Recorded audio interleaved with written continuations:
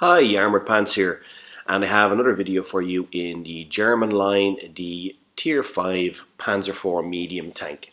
And as always, we have a complete guide for you and some gameplay. We're going to have a look at the tech spec, and as always, we will use the excellent, very excellent blitzhanger.com, which is a fantastic asset for any Blitz player. Now, this is in many ways a very typical German medium tank. It has some good front armour, very good gun, and is relatively fast, but not the fastest in its class. If you played the Panzer IV-D before this, which of course you have to get here, it is very similar tank. This is just a better version.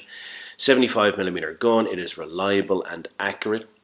We will load up supercharged and refined gun. With the gun rammer, we get a reload time of 7.39 seconds. So therefore, let's use the gun rammer, and we will use the supercharged and refined gun to get that pen numbers up, particularly from distance. We'll increase the muzzle velocity to over 1,000 meters per second, which is pretty good for a tier 5.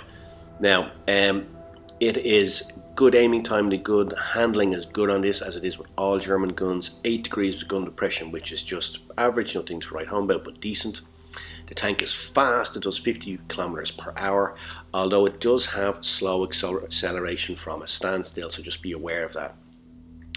But you should use this speed once it gets going to spot, because that is your job as a medium tank, is to spot up the enemy, to make sure that your allies know where the enemy is. If you're not doing that, you're not doing your job and not playing a medium tank correctly.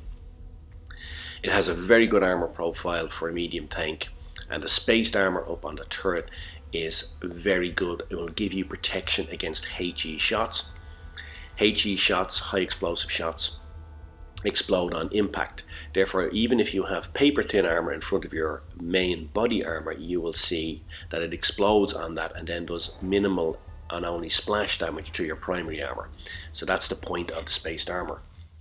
Now look at the top left hand corner at the relative armor figures as we discuss the tank's armor aspects. You will see that they go from yellow to red. If we look at the external modules, you'll see that they are somewhat exposed, therefore you can blow your tracks, therefore use 2 repair kits rather than the engine accelerator, which I always do on medium tanks. But look at the relative armour. Taking out the external modules, we will see that you can get some very red numbers there, right? And this tank will therefore bounce shots, and you will see that in the gameplay. This tank is quite good at bouncing shots, especially for a medium tank. We can see that if you're the top tier, it's very good front on, but even in tier 5 it will bounce some shots, and against tier 6 you're going to be vulnerable. But bear in mind that the spaced armor will give you protection against HE rounds. This tank is very good for long range sniping, it's good in brawling, it is actually pretty decent at circle of death against slow moving heavies, which you will see in the gameplay when we look at that against the KV-1. And of course this tank, because of its speed, should be used for spotting up the enemy. As I said before, if you're in a medium or light tank, that is your job. No point following around the heavies. Your job is to get out in front, spot up the enemy, and to do so cautiously, of course, not to run out and get killed. We're not asking you to YOLO, but we are asking you to go and spot the enemy. That is your job, so that you can give eyes and targets to your heavy and TD players. Now let's have a look at the gameplay. Now I have had a look at the setup, I've had a look at the tanks on both teams, and I decide that we should push the top rather than standard medium or light tank tactics, which is to go down to the left. So I decide, let's push the top, let's try to catch them unawares. You can see what I mean about the tank being relatively slow to accelerate from a standstill, but once I get going, it's quite fast. Now look, I've spotted up the enemy, so that's my spotting XP in the bag. I'm moving forward here now. I've spotted up 3 of the enemy tanks already. I've spotted up targets for my allies, and I've already put around into the MAA1. Now I push onto him and I clear him. So we can see his game was over very, very quickly because of the tactics that we employed at the start of this game. Now we're in a great position, right? Great start of the game. We have cleared one of their tank destroyers, and now I have come into a flanking position and I have shots onto that Matilda. So not only am I putting in damage, I'm also distracted him and the scavenger. The scavenger got a nice shot onto me there, I wasn't expecting it. But now I'm going to take on the two of these. I load up APCR because I don't want to bounce any shots. I want them all to pen on the front of these two relatively heavy armoured tanks, the Matilda and the scavenger. The scavenger is difficult to pen from the front as well. If you take your time aiming, of course, the weak armour in between the two arms of the scavenger is vulnerable, but I want to spend as little time on target as possible because I had two tanks at the start that I was facing. So now I am putting rounds into him, and I've held off those two guys, and eventually the cavalry arrives and takes out that scavenger. Cheers, mate. Now I can move on and look for additional targets. So great start to the game. Pushing the top was the right tactics, I think. Now let's look at the gun and work. Let's look at the pen. Here we are, front onto a KV, APCR, bam, straight through, no problem. And now I load up to AP. I have a lighter armoured Steward coming onto me, and we will see here just the armour at work here. This guy cannot pen me, so if you are top tier, this is what you can do in this tank. You can bounce shots all day long. This poor guy in the Steward just cannot pen. I'm angling, of course, making it difficult. I'm not giving him any easy shots. But with his low caliber gun, he is not going to get a decent pen as long as I keep moving and presenting him at angles. So this is what I mean about the armor profile of this tank. For a medium tank, it is good, it's decent. Fluffed that shot there, but not to worry. I think that guy decided it was better to get out of there. Switch to AP now because I'm going against the A20. Move back, force him to miss. Now I have another shot on the A20 here. Put one right into him there. I could have actually gone for HE on that, but I decided to keep AP loaded in case the KV1 came up on me. Now the KV1 is trying to push onto me, but you'll see he hasn't a chance of catching a medium tank like that. Move around. Poor A20 got stuck in between two places where he wasn't really sure what he's going to do. Now let's look in a kind of circle of death scenario, mini circle of death, let's say. Load up to APCR because I don't want any doubts, I don't want any bounces. And we will see I get a nice kill on the KV. With his turret speed, he didn't really have a chance.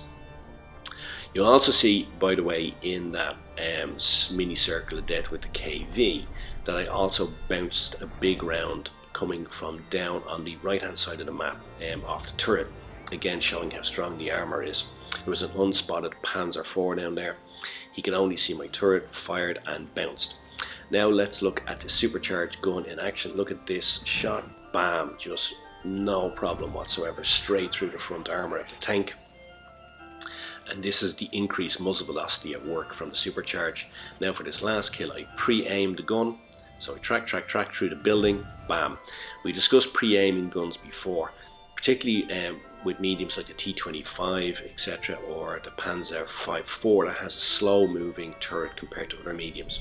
Pre-aim the gun, so the gun is already in line through the building before I even pop out, then fire as soon as I clear the building, and that saves a lot of time, particularly when you've got low HP or you want a kill shot like that. So there we go, over 2.5k of damage, which is pretty good in a tier 5 medium, 5 kills and the mastery badge. Mastery badge not just for the damage and the kills, of course, also got significant XP for spotting up at the start there. Radley Walters medal, high caliber, top gun as well, all that contributes towards your XP, etc.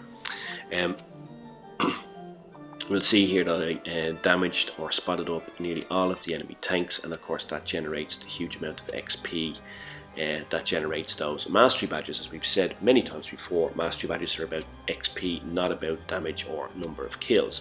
They are merely contributors to it, but not the only factors.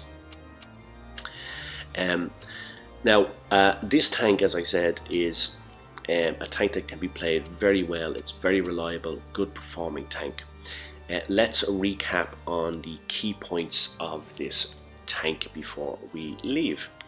So, it is, as we said before, a typical German medium tank in that it has front armour and a great gun, pretty decent speed, but not the fastest in its class.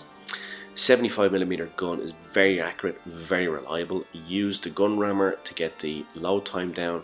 Use the supercharge and the refined gun should you need to snipe from distance, which often in medium tanks you do, especially if you spot up the enemy and you have some good targets. 75mm gun has good pen.